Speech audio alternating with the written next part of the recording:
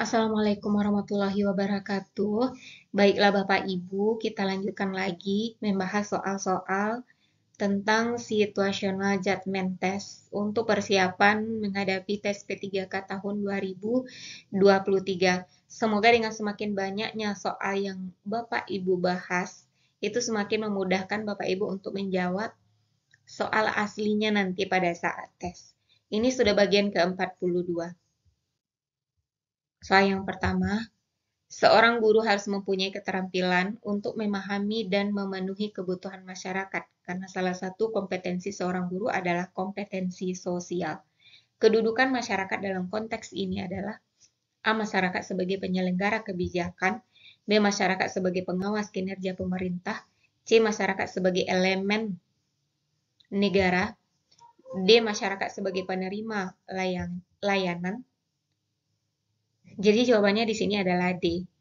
Kita harus memahami dan memenuhi kebutuhan masyarakat. Nah, masyarakat yang mana? Yaitu masyarakat sebagai penerima layanan. Kita ini adalah ASN. ASN itu adalah pelayan, dan pelayan kita itu adalah masyarakat. Dan yang kita layani itu adalah masyarakat. Soal kedua, jika kamu sekarang sudah menjadi ASN P3K, berikut ini ada beberapa contoh perilaku akuntabel yang harus kamu terapkan selama melaksanakan tugas, yaitu A. Mematuhi semua kebijakan atasan dan juga yang B. Tidak terlibat dalam upaya penipuan atau korupsi. Yang C. Tidak melakukan penipuan yang dapat menyebabkan institusi maupun orang lain mengalami kerugian keuangan secara aktual maupun potensial. D. Tidak membuat curang saat menggunakan wewenang demi keuntungan pribadi. E. Melaporkan seluruh perilaku curang dan juga korup yang terjadi di sekitar kita. Jadi yang dimaksud dengan akuntabel itu adalah perilaku yang bertanggung jawab. Dan bertanggung jawab itu mudah sekali, tidak berbuat curang saat menggunakan wewenang demi keuntungan pribadi. Nah, itu saja cukup. Tidak berbuat curang saat menggunakan wewenang demi keuntungan pribadi. Soal ketiga, jika menemukan masalah, maka dalam menyelesaikannya Anda biasanya menggunakan cara yang A. Biasa saya gunakan yang dipadukan dengan cara orang lain. B. Sudah menjadi kebiasaan saya. C. Terlintas di pikiran saat itu. D. Biasa digunakan orang lain. E. Baru dan belum banyak yang menggunakan. Dan yang paling tepatnya, kita kan yang mencari bukan yang biasa kita gunakan, tetapi yang paling tepatnya itu bagaimana? Yang paling tepatnya itu adalah cara baru dan belum banyak orang menggunakan. Di sini menggambarkan nanti kreativitas kita dalam menyelesaikan masalah.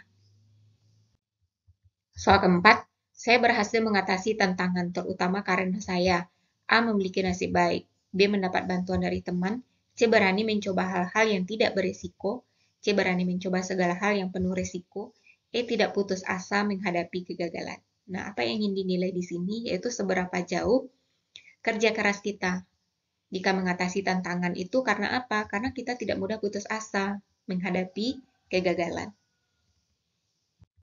Soal kelima, jika seandainya terjadi kesalahpahaman antara Anda dengan rekan guru lainnya di sekolah, maka sikap Anda adalah, ini sering terjadi ya, antara kita dengan rekan guru yang lainnya, awalnya baik-baik saja, tiba-tiba saling diam, tanpa kita tahu masalahnya itu dari mana. Dan itu yang disebut dengan kesalahpahaman.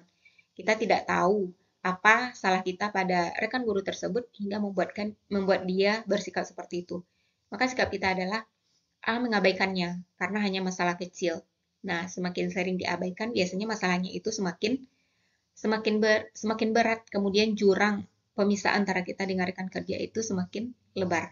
Yang B. Berusaha mencari informasi sumber permasalahan sebenarnya dan mencari solusinya. C. Tidak peduli. D. Biarkan saja asal tidak mengganggu pekerjaan saya. E. Merasa takut akan kehilangan teman. Jadi kalau ada kesalahpahaman antara kita dengan rekan kerja di sekolah, itu harus diselesaikan. Cari tahu akar masalahnya itu dari mana.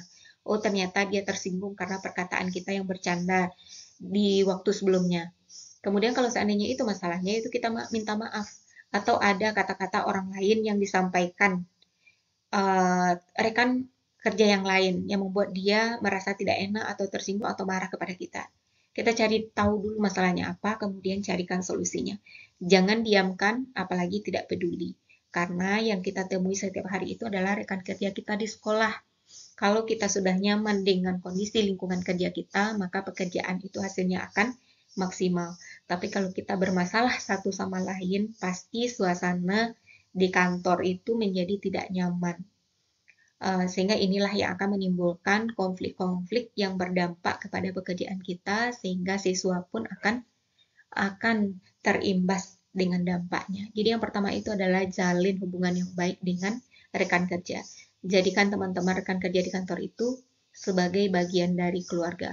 Bisa jadi waktu yang kita gunakan sehari-hari itu lebih banyak berhadapan dengan rekan kerja dibanding dengan keluarga kita sendiri. Makanya hubungan itu harus dijaga. Demikianlah Bapak Ibu pembahasan soal pada video kali ini. Semoga bermanfaat dan semoga bisa membantu Bapak Ibu. Saya tetap mendoakan semoga Bapak Ibu lulus P3K tahun ini. Amin. Amin ya rabbal alamin. Demikian saja. Assalamualaikum warahmatullahi wabarakatuh.